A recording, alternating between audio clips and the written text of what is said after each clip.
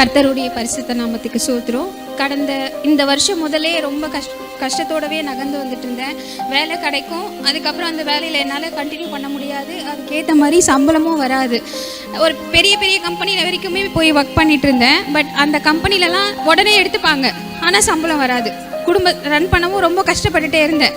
அப்போ பிரதர்கிட்ட சொல்லி ப்ரேயர் பண்ணிகிட்டே இருந்தோம். எனக்காக இங்கே எல்லாருமே எனக்காக ப்ரேயர் பண்ணிகிட்டு இருந்தாங்க.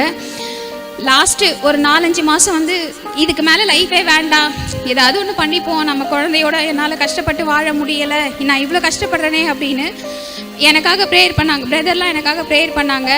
கர்த்தர் இப்போ எனக்கு ஒரு அருமையான வேலையை கொடுத்துருக்காரு. அது இல்லாமல் அந்த வேலையில் நான் எதிர்பார்க்காதது மாதிரி எனக்கு ஒரு நல்ல சம்பளத்தையும் கொடுத்துருக்காரு. அந்த வேலை எல்லாமே வந்து எனக்கு நான் சொன்னால் அங்கே உடனே சரி ஓகேன்ற மாதிரி மாற்றிருக்காரு கடவுள் எனக்காக. அதுக்காக கர்த்தரோட நாமத்துக்கு சோத்திரம். அது இல்லாமல் என் ஒரு குழந்தையோட நான் ரொம்ப கஷ்டப்படுவேன்னு நிறைய ஸ்ட்ரகிள்ஸ் தாண்டி தான் வந்திருந்தேன்.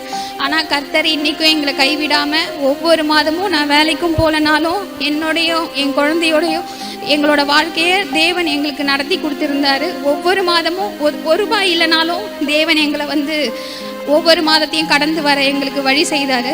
நான் பிரதர்கிட்ட ப்ரேயர் பண்ணுவேன். ரொம்ப ஒரு 2-3 மாதத்துக்கு முன்னாடி தலைவலி எனக்கு, அவ்வளோதான், இதுக்கு மேலே இவங்க இருக்க மாட்டாங்க, இவங்களுக்கு போய் ஸ்கேன்லாம் எடுங்க, இதுக்கப்புறம் இவங்க இருப்பாங்களான்னு தெரியாது, ஸ்கேன் பண்ணி பாருங்கள், ஏதாவது பிரச்சனை பெருசாக இருக்கும் அப்படின்னு சொன்னாங்க. ஏன்னா நான் எழுந்து நடக்க முடியாமல் யாரையாவது குடிச்சிட்டு தான் நடக்கிற மாதிரி போன மாதம் அதுக்கு முந்தின மாதம்லாம் இருந்தேன்.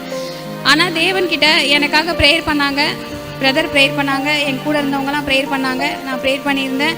இன்றைக்கி அந்த ஸ்கேனே நான் எடுக்கலை. இன்றைக்கி நல்லபடியாக நடக்கிறேன், நல்லபடியாக வேலைக்கு போகிறேன். வண்டியே ஓட்டக்கூடாது நாங்கள், ஆனால் நான் இவ்வளோ தூரமும் வண்டி ஓட்டிகிட்டு போகிறேன் வரேன். கர்த்தர் இன்னும் எங்களை ஒவ்வொரு நாளும் காக்குறாரு. எங்களுக்காக ப்ரேயர் பண்ண பிரதருக்கும் ரொம்ப நன்றி இந்த நேரத்தில்.